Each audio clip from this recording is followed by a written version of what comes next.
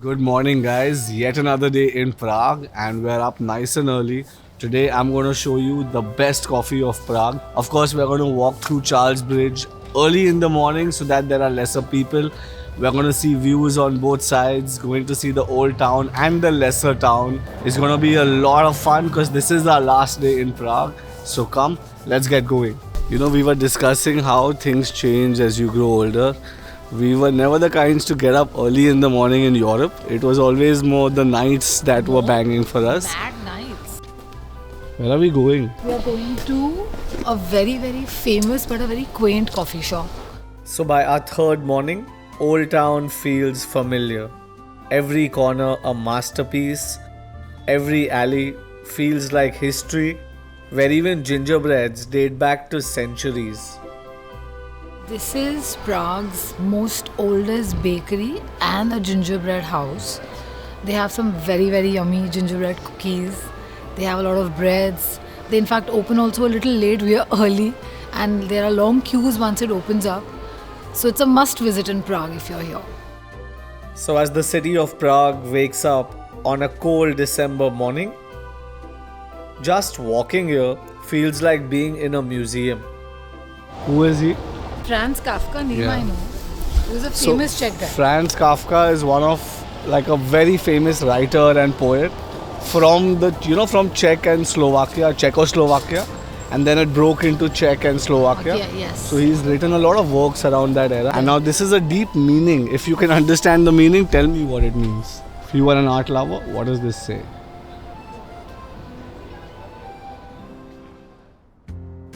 Prague is so old, it has seen kingdoms come and go. But the most notable king still remembered here is King Charles IV, and it is for good reason. It is because he didn't just rule Prague, he designed it. He actually gave the city its most iconic landmark even today. Honestly, the level of detail on every statue surrounding the bridge is beautiful. Fun fact, the Charles Bridge was actually the oldest bridge that connected the lesser town and the old town. So in times of war, which were plenty at that time, every time an enemy used to come, they used to destroy this bridge because it was the only way the two cities were connected. There are monuments in stone that go back century. And of course, there are many more bridges that connect the city now.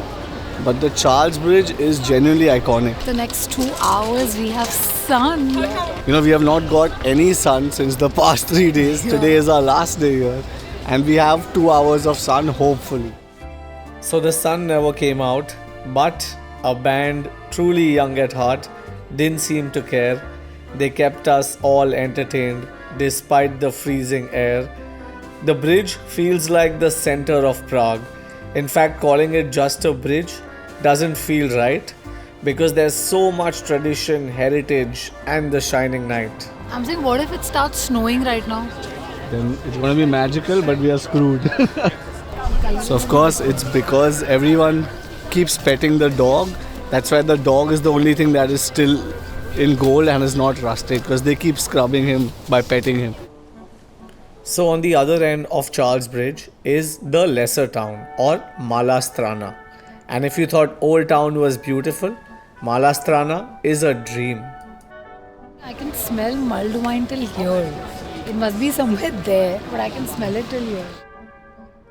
Just by the bridge, the little Christmas market is Prague's quaintest lane. There's cozy outdoor cafes, quiet alleyways. You can take a boat and see more of the Vlatva river from here. Pro tip, there is no marijuana legally allowed in Prague. So all of the souvenir shops, you will see many dispensaries claiming to sell marijuana, cannabis, edibles, gummies, joints. Make sure to not fall for it because they are only souvenirs, they are not even edible. They feel very nice to see, but we are going to Amsterdam later. So from the lesser seen part of Lesser Town, we were now on its main streets and outside one of Prague's best chimney cakes. It is an absolute must in Prague, but only the chimney cake. How's it? अरे बोल best of प्राग है यार, मैंने लिया है वैसे. No. How's it? Good. Perfect for the weather. It's warm, it's chocolatey and it's bitter.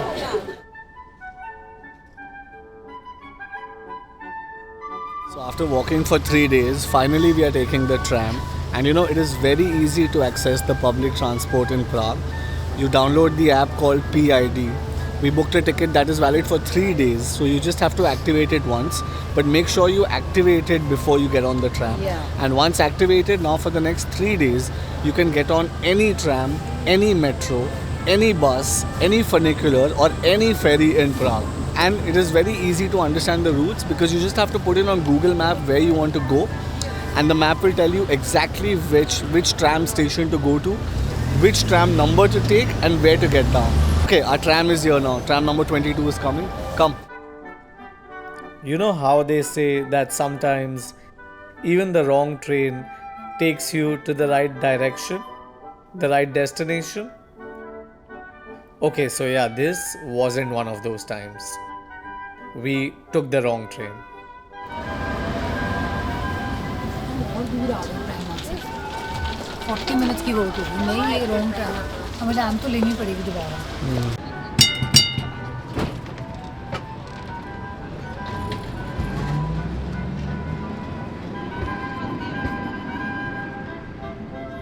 साला अब हमको ट्रैम चेंज करनी पड़ेगी. 2 ट्रैम्स लेके Okay, जाना है. apparently we took the wrong tram and reached the other end of the city. We are now closer to Prague Castle, like right at the No, top. we have to walk 1 minute. Okay. देखो your location, now walk 1 minute. Yeah. And then go to, I think the other side का वो ना. So, more than a few minutes later, and finally back on the track, we reached the Havel market or Havel's market with its endless food options, local options for all palates. What are we getting? We're getting this. One of the red roof souvenir. This one. We're getting this one. And before we knew it, the sun that never came had already set.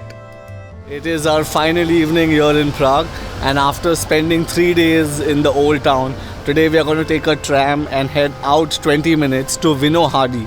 In Vinohrady is Namesti Miru, which is, you know, where the locals of Prague celebrate their Christmas. It is this beautiful, quaint little Christmas market. So, underneath all the old medieval structures is a 21st century luxury, and just 4 stops away is the non-touristy, non-commercial, just the daily city of Prague. Already I can tell you this market is going to be our favorite. There's hardly any people here, you know, as compared to the other 2 markets.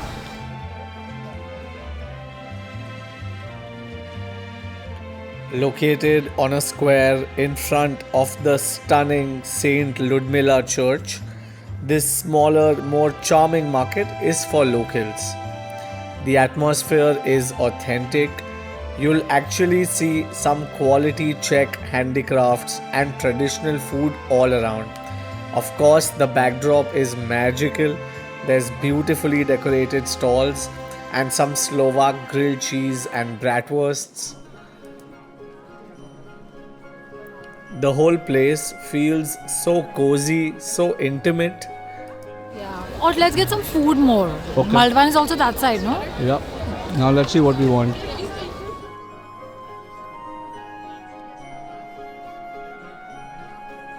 Making it very sweetly, like very slowly and आराम से, with no rush.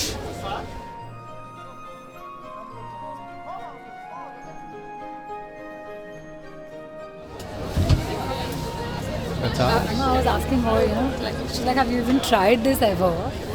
So, no, this is our first time we're eating this. So, coming to the end of our time here in Prague, these last 4 days have felt no less than a fairy tale. Chilly winter evenings, the warmth of the market stalls, the lights shining in the city, the aroma of vanilla, cinnamon, and of course the mulled wine. Honestly, to see Prague, and that too at Christmas time, In our hearts, we are thankful, and the feeling is divine.